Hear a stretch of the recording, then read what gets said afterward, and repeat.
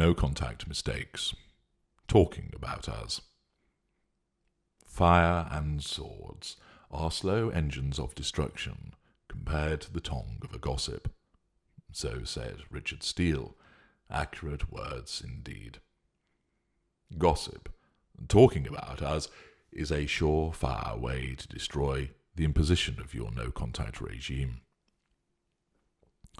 When you have implemented no contact, you will have most likely ensured that you stay out of our way. You may not have been able to move house, but if you see us standing outside of your house, you call the police, or if we approach your front door, you do not open it. You block our numbers on your phone, and you do not answer any telephone number that you do not recognize. You may use your voicemail to screen calls, and if you hear our voice on the recording, you ought to immediately delete it. Even better, you should have changed your number, so we cannot ring you at all.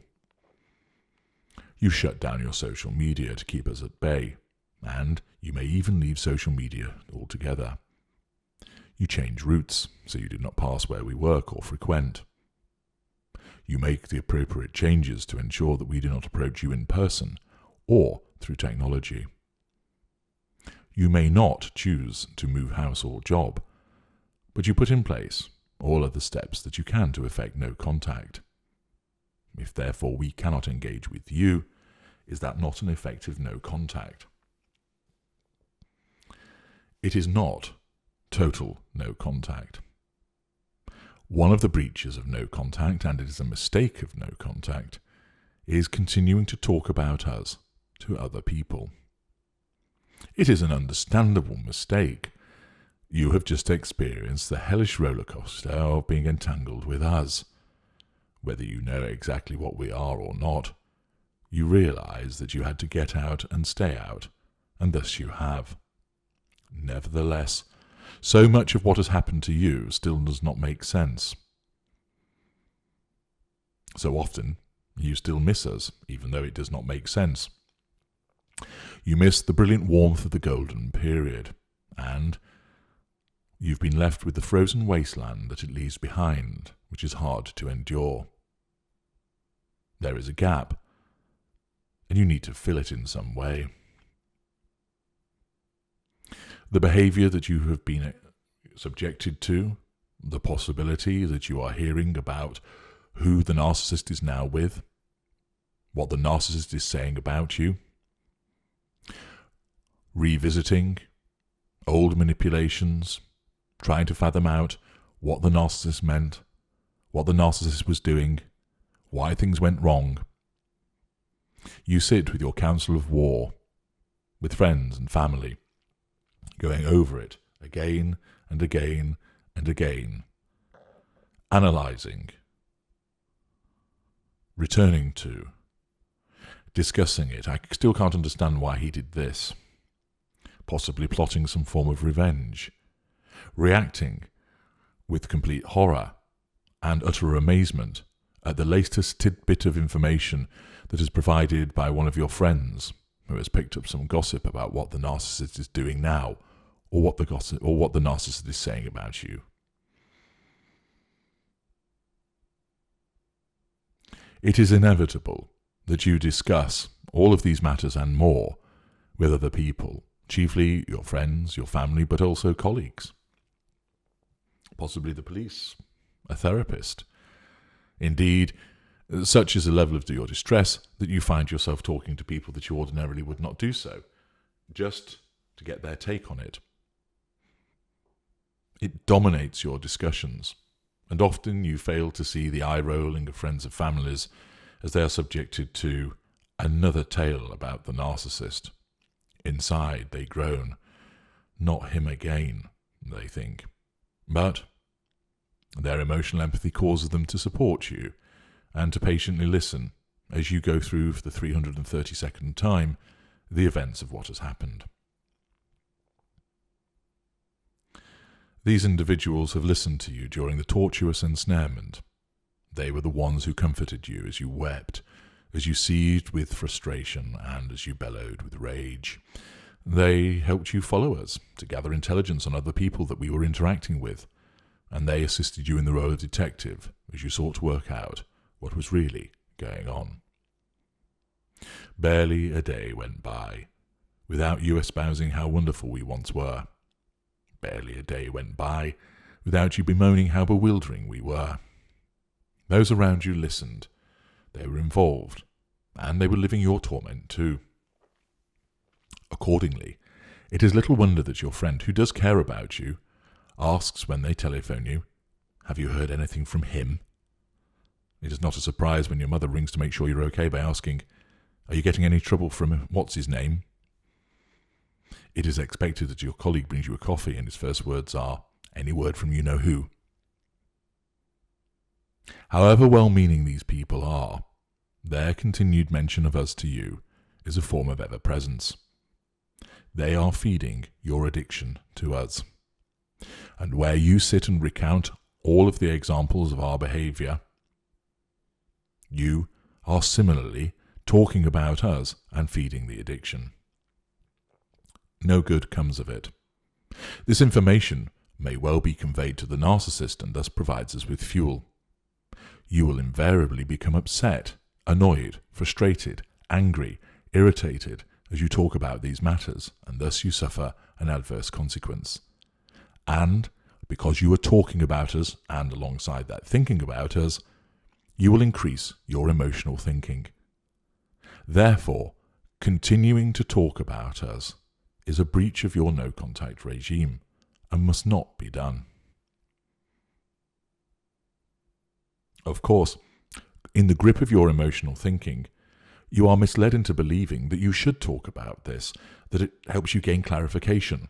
But wait a minute. How many times have you gone over this, and it still does not make sense to you?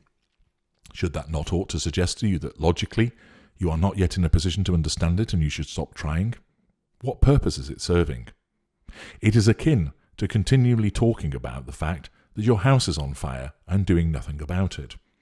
You sit with your friends. "My house is on fire." "Yes." "Have I told you the house is on fire?" "Yes, you've just told me that." "The house is on fire." "Yes, this is the third time you've now told me." "I don't understand why the house is on fire." "Well, it is, and do you need to understand it? Shouldn't you actually be doing something about it?" And as a ridiculous example as that may sound, what is occurring there is that you are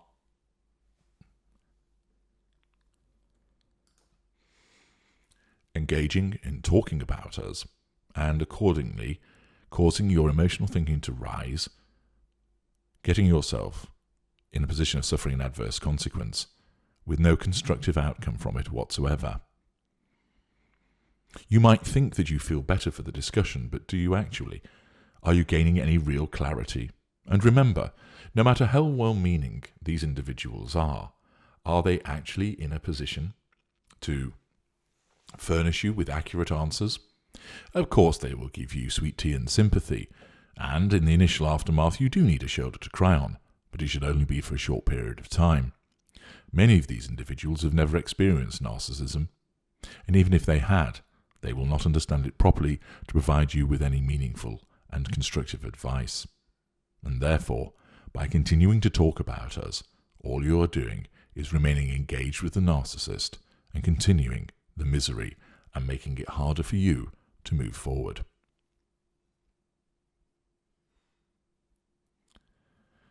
However well-meaning these people are, their continued mention of us is this form of ever-presence, as I've mentioned.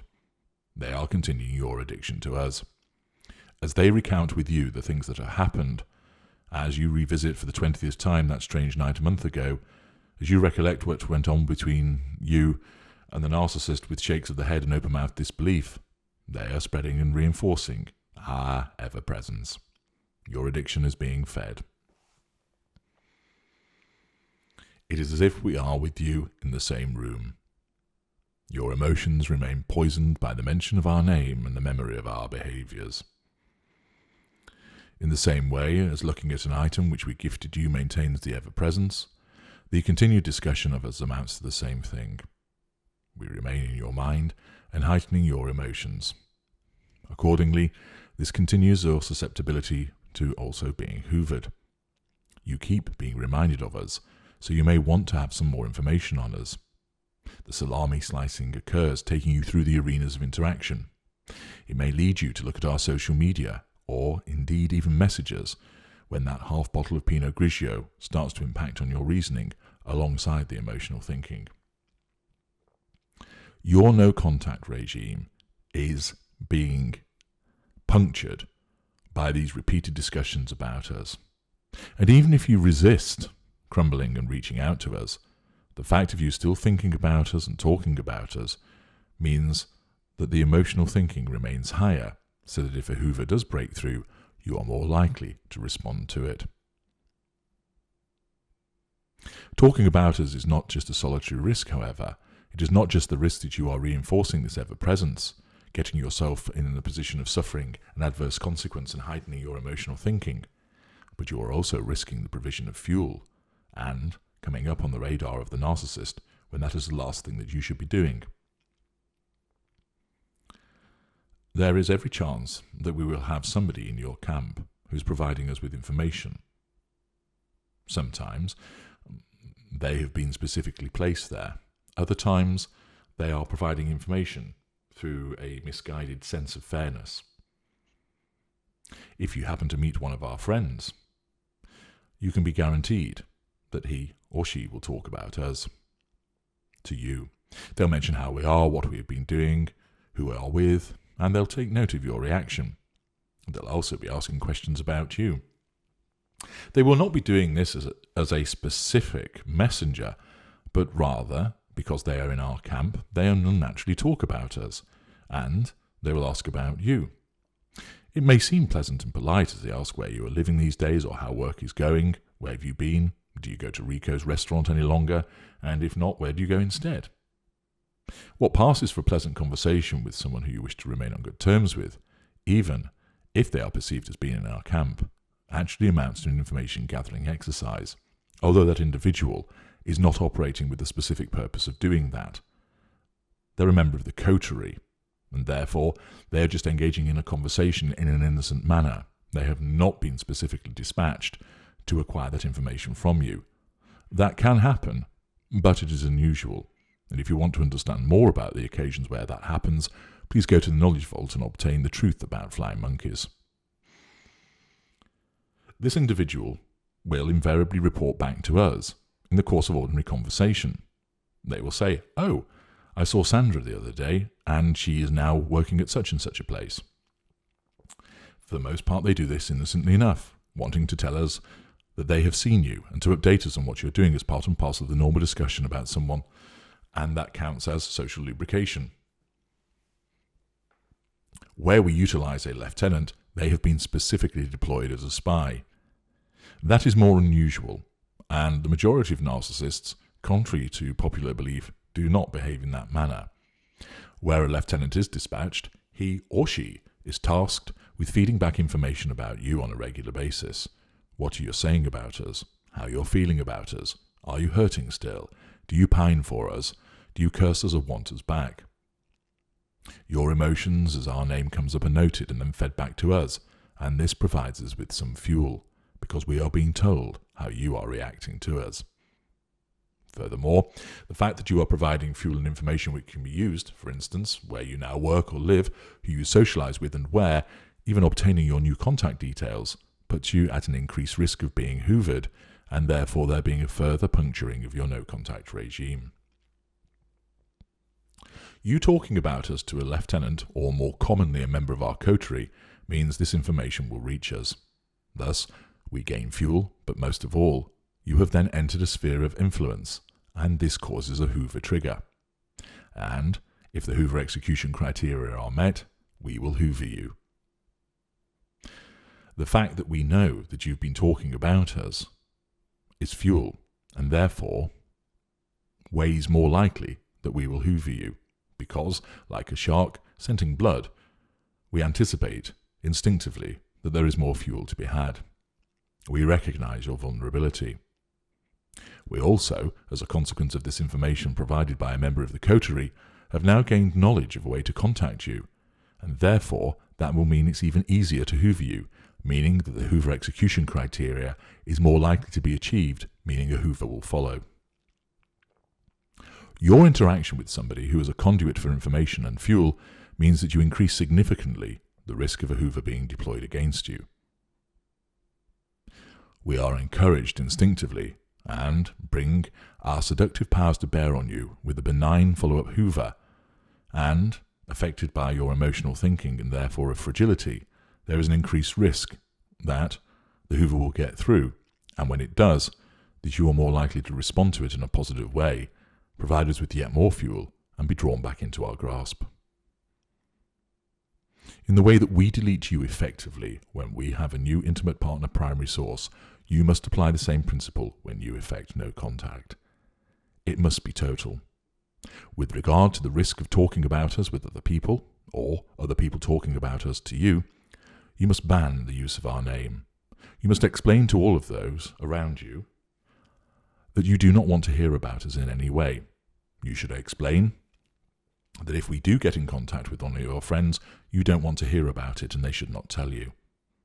You should also explain that whilst you understand that they are concerned about you, you no longer want to talk about the narcissist with them, and therefore invite them and expressly state that they should not ask. Although it may be tempting to continue to go back over events with your friends, you must resist it, for this is a breach of your no contact and no good will come of it. If you want answers about what happened, I will give them you. You also need to be careful because, although you may believe that you can trust those in your circle, one of them may, either specifically corrupted by us or more usually inadvertently, provide information to us about how you're feeling and what you're doing, and this will work against you. If you are saying nothing about us, not only are you reducing your emotional thinking and avoiding it increasing, you are avoiding providing any information which can be conveyed to us, thus starving us of fuel and avoiding a Hoover trigger. Banish us from conversation. Do not talk about us. Do not allow others to mention our names in front of you. All it will do is result in fuel being provided to us, cause you to suffer an adverse consequence, and increase your emotional thinking. Furthermore, it runs the risk of causing a Hoover trigger and generating further Hoovers, which may impinge upon your no-contact regime and weaken it further. It is a no-contact mistake to continue to talk about us in any capacity. You must stop doing it.